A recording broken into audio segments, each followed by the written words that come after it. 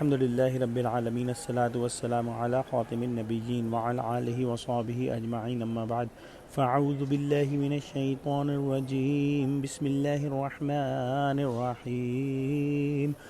قال اللہ تعالی فی سورۃ الاعراف وَإِذْ نَتَقْنَا الْجَبَلَ فَوْقَهُمْ كَأَنَّهُ ظُلَّةٌ وَظَنُّوا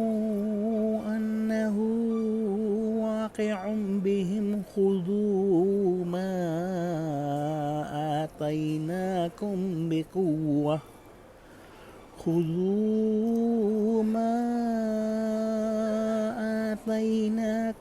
بقوة واذكروا ما فيه لعلكم تتقون۔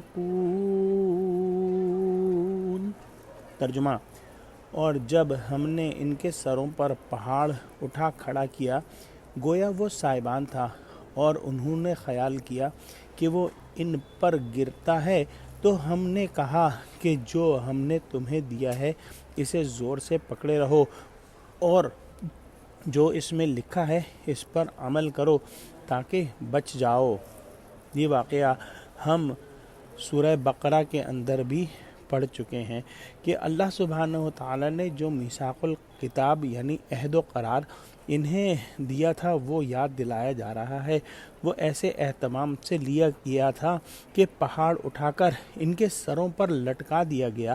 اور بنی اسرائیل سے کہا گیا کہ جو تم کو دیا جا رہا ہے تورات وغیرہ اور احکام، اسے پوری مضبوطی اور عزم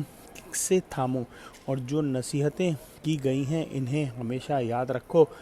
ورنہ بصورت انکار سمجھ لو کہ خدا تم پر یہ پہاڑ گرا کر تم کو ہلاک کر سکتا ہے۔ اس قدر اہتمام اور تخفیف و تاکید سے جو قول و قرار ان بنی اسرائیل کی قوم والوں نے لیا تھا اس کو بھی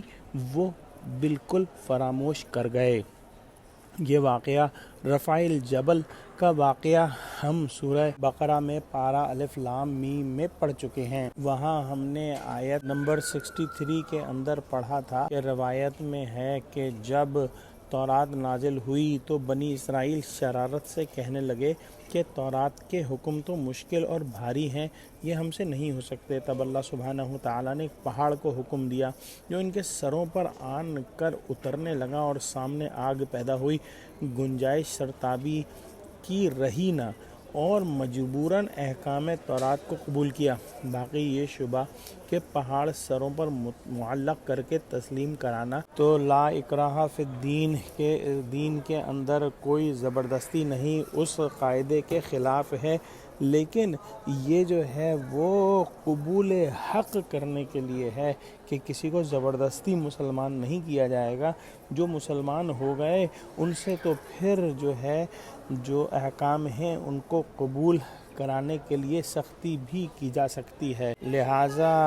بنی اسرائیل جو ہے دین حق کو تو پہلے ہی قبول کیے ہوئے تھے، اور بار بار حضرت موسیٰ علیہ السلام سے تقاضا کرتے تھے کہ کوئی کتاب جو ہے ہم کو لا دیں جس کے اندر احکام لکھے ہوئے ہیں تو ہم اس پر عمل کریں گے، اور اس پر وہ معاہدہ کر چکے تھے۔ جب تورات ان کو دی گئی تو پھر عہد شکنی پر کمر بستہ ہوئے، تو پھر اللہ سبحانہ و تعالیٰ نے جو پہاڑ ان پر معلق کر دیا وہ نقض عہد سے روکنے کے لیے تھا کہ وہ اپنے عہد سے نہ پھریں، نہ کہ